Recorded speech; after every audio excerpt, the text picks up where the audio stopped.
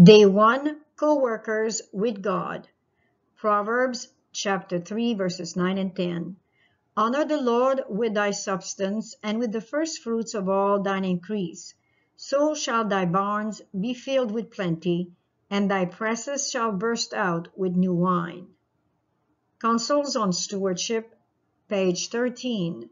Divine wisdom as appointed in the plan of salvation, the law of action and reaction, making the work of beneficence in all its branches twice blessed. He who gives to the needy blesses others and is blessed himself in a still greater degree. Day 2, the glory of the gospel. Proverbs chapter 11 verses 24 and 25. There is that scattereth and yet increaseth, and there is that withholdeth more than is meet, but it tendeth to poverty.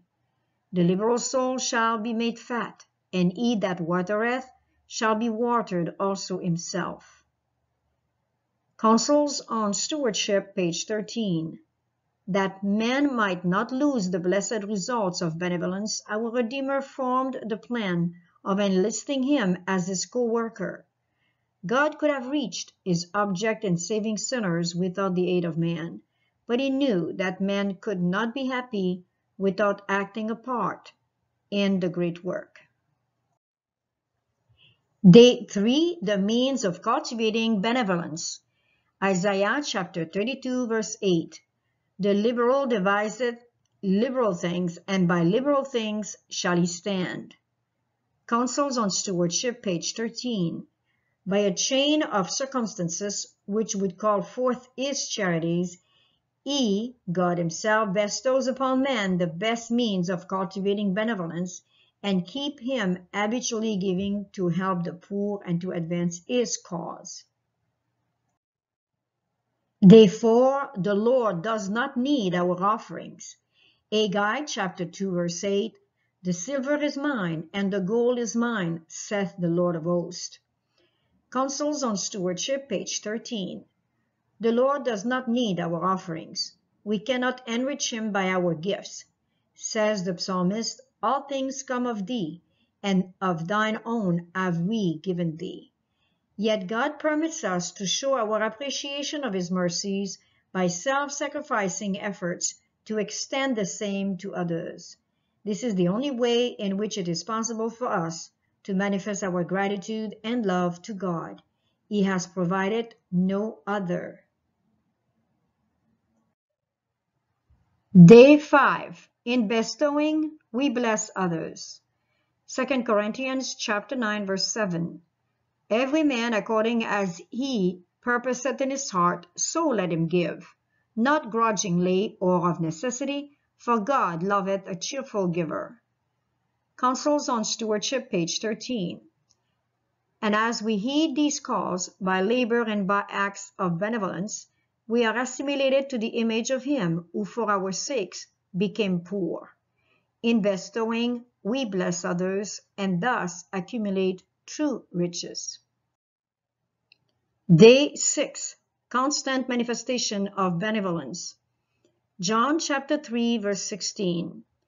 For God so loved the world that he gave his only begotten Son, that whosoever believeth in him should not perish, but have everlasting life. Counsels on Stewardship, page 14. It is the glory of the gospel that it is founded upon the principle of restoring in the fallen race the divine image by a constant manifestation of benevolence. This work began in the heavenly courts.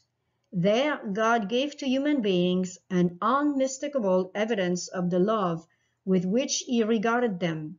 He gave his only begotten Son, according to John chapter 3, verse 16.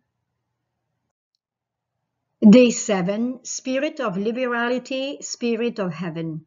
1 Chronicles chapter 16, verse 29. Give unto the Lord the glory due unto his name. Bring an offering and come before him. Worship the Lord in the beauty of holiness. Counsels on Stewardship, page 14. The spirit of liberality is the spirit of heaven.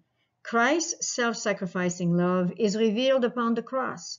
That man might be saved, he gave all that he had and then gave himself. The cross of Christ appeals to the benevolence of every follower of the blessed Savior. The principle there illustrated is to give. Day 8, Giving Fruit of Christian Life. Luke chapter 6, verse 38. Give, and it shall be given unto you. Good measure, pressed down, and shaken together, and running over, shall men give into your bosom. For with the same measure that ye mete withal, it shall be measured to you again. Counsels on Stewardship, page 14. The principle of giving, carried out in actual benevolence and good works, is the true fruit of the Christian life. The principle of worldlings is to get, and thus they expect to secure happiness. But carried out in all its bearings, the fruit is misery and death.